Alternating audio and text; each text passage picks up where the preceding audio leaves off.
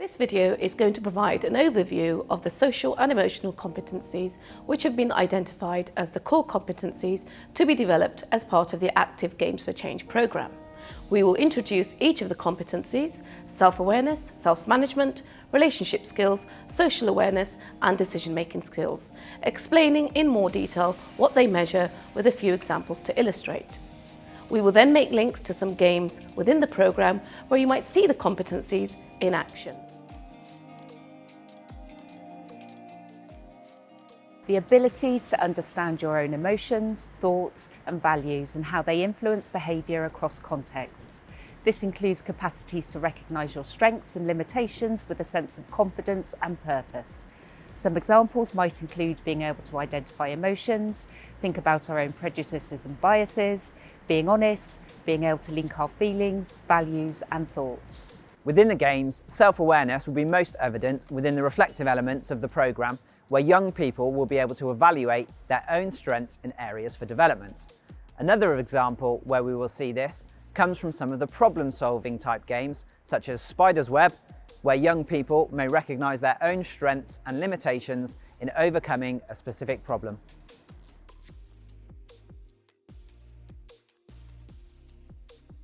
The abilities to manage our emotions, thoughts and behaviours effectively in different situations, and also to achieve our goals and aspirations. This includes the ability to cope with delays in getting our needs met, manage stress, feel motivated, and a personal ability to achieve both our own goals and the goals of others. Some examples might include being able to self-regulate emotions, be self-disciplined, plan and organise ourselves, being able to show initiative, and the ability to use techniques to manage stress. Within the games, self-management will be most evident in being able to comply with the rules and guidelines surrounding the games without becoming disengaged or overly frustrated. The Rob the Nest game provides a good example of this, where young people must comply with the rules around taking balls from other teams, even though this will inevitably be annoying when balls are taken from your corner. Participants must be able to show the discipline to play within the rules to make the game fair for all. The abilities to establish and maintain healthy and supportive relationships, and to effectively navigate settings with diverse individuals and groups. This includes capacities to communicate clearly, engage in active listening, cooperate, work collaboratively to problem solve and negotiate conflict constructively. It also includes the ability to cope and manage in settings with differing social and cultural demands and opportunities, and also to provide leadership and seek or offer help when needed. Some examples might include effective communication, developing positive relationships, cultural awareness, teamwork and problem solving, effective conflict resolution, resisting negative social pressure, seeking or offering help when needed, and standing up for the rights of others. Most of the games involve some elements of working with others, and this provides a perfect opportunity for young people to develop their relationship skills. Key features that I would expect to see in demonstrating this competency is the ability to share their own ideas, listen effectively to others, and be able to negotiate a solution to various problems. This is perhaps best evidenced in some of the problem-solving and strategy-based games. Invasion provides a good example of this, where young people need to work in a team to create an effective strategy to both attack and defend in order to win the game. Within the shelter build activity, this may involve negotiation of shelter location and design and assigning roles within the team.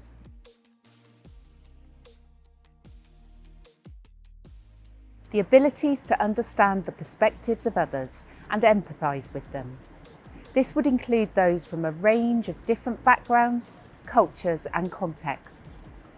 This includes the capacities to feel compassion for others, understand the different expectations for behaviours in different settings.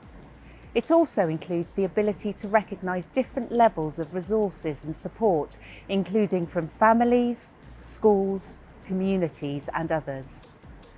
Some examples might include being able to take the perspective of others, the ability to recognise strengths in others, demonstrate empathy and compassion, show concern for the feelings of others, understand and express gratitude, and understand how different organisations might influence behaviour. Social awareness comes to the fore in many games where recognising the abilities of the team are fundamental to the success of the task. This is notable in the Team Challenges game, where young people must be able to recognise the strengths and limitations of the group and show an understanding of how their actions may impact others. You will also see elements of social awareness in many of the reflection sessions, where young people are asked to recognise the impact of others on the success of a particular game. The abilities to make caring and constructive choices about our own behaviours and social interactions across a range of situations. This includes the capacity to think about ethics and safety, and to consider the benefits and consequences of the behaviours that we engage in, both for ourselves and others around us.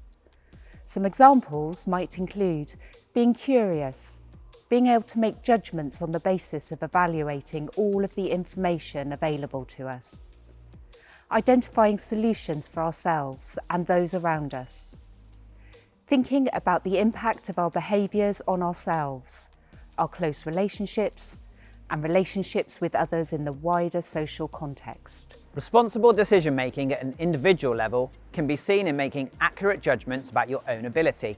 This can be seen in the Get Over That game, where young people are challenged to make decisions as to how they might overcome the obstacle based on their own abilities and assessment of risk. This can be seen in the game's design activity, where young people need to work together to make sensible decisions around the design of their own game that consider safe practice, accessibility for all, and elements of enjoyment based on group characteristics. As you will have seen, the competencies that you observe in the young people may well overlap, and this is fine. When you are evaluating the competency as emerging, developing or established, you just need your best fit observation of where the young person is within each competency.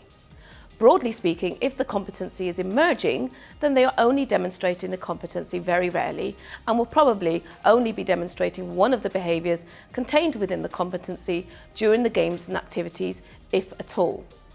If it is developing, they are demonstrating the competency for some of the time and will probably be demonstrating 2 or 3 of the behaviours contained within the competency during the games and activities. And if it is established, they are demonstrating the competency for most of the time and are likely to be demonstrating a number of the behaviours contained within the competency during the games and activities. If you do need more information, please refer to our trainer's manual on the AG4C website.